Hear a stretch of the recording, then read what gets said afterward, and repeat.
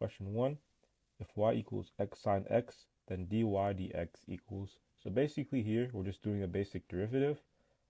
As you can see, we have two factors multiplied to each other, x and sine x.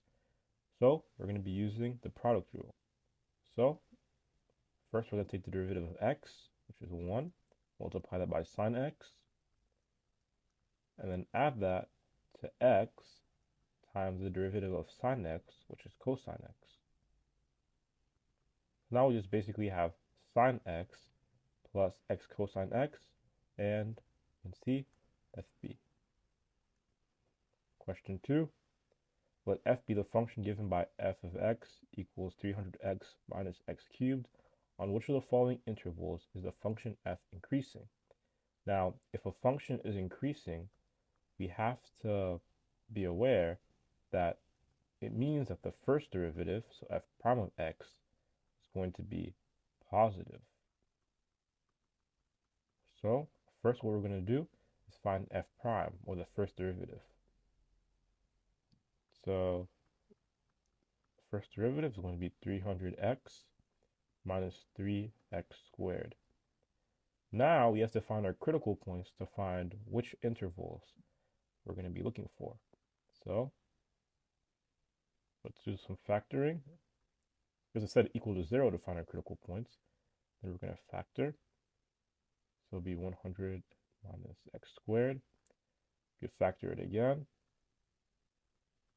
and we get 10 plus x times 10 minus x. All right, now that we have our intervals as x equals negative 10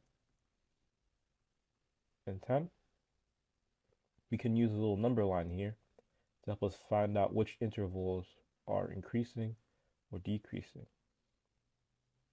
So when we have a value that's less than negative 10, here we see that our sign of our first derivative is going to be negative. If we have a value between negative 10 and 10, we see that if we plug in a value like 0, our first derivative here is going to be positive.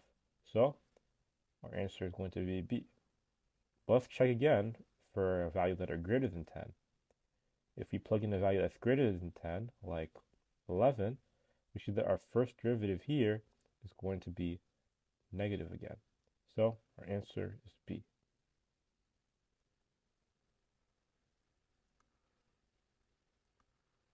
Let's move on to 3. We have to find the integral of secant x tan x. This is basically one of our one-step integrals where it will be secant x plus c. This is one of the integrals that you have to memorize. Very imperative that you memorize this. So our answer is A. All right, 4. If f of x equals 7x minus 3 plus ln x, then f prime of 1 equals. So in order to find f prime of 1, we first have to find the first derivative of f of x. So let's do that. F prime of x equals 7 minus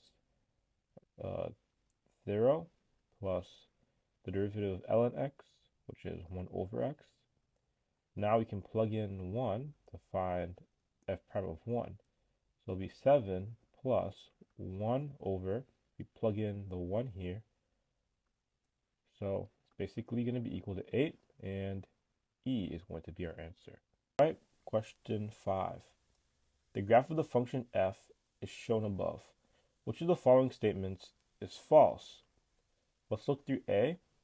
The limit at f of x approaches 2 exists. Let's check if that's true.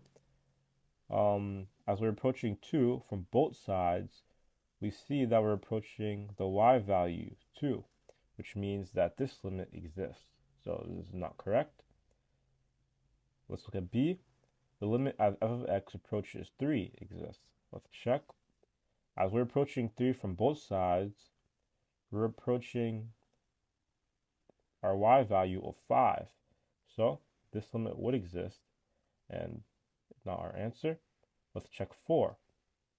The limit as f of x approaches 4 exists. And as you can see here, we have a jump discontinuity at x is equal to 4. So this means that the limit as f of x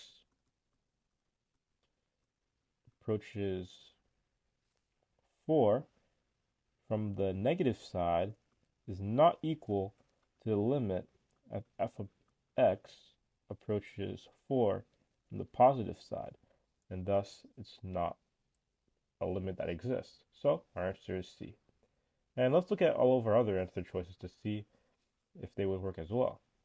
The limit as f of x approaches 5 exists. And as we approach 5 here, we see that from both sides our limits agree and we're approaching the y value of 6. And for E, the function f is continuous at x equals 3. And we can see that that is the case because there's no discontinuity or any jumps going on at x equal to 3. So our answer is C. Now let's move on to 6. A particle moves along the x-axis. The velocity of the particle at time t is 6t minus t squared. What is the total distance traveled by the particle from time t equals 0 to t equals 3? So we have to remember that if we're trying to find the total distance, we have to think about this as the integral of the absolute value of our velocity. Now, why is this the case? Well, we have to think about when our if our velocity changes signs during this interval. So to do that, we're first going to find our critical points. So we're already given the velocity, which is the first derivative of position. So we can find our critical points using this equation, this expression here, 6t minus t squared. And now we can factor, and we have t times 6 minus t. And now we see that our values for intervals is going to be 0 and 6. So now we can check in the interval between 0 to 6 to see if our velocity is decreasing or increasing. Now, if we look here, we see that if we plug in a value from 0 to 6, our velocity is always going to be positive or increasing, which means that we can just take the the integral regularly. So we can take the integral from 0 to 3 of 6t minus t squared, and just solve. Erase this here.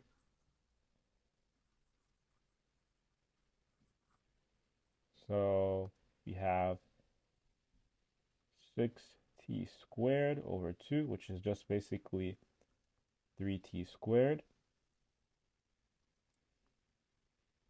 minus t cubed over 3. And it's from the interval from 0 to 3.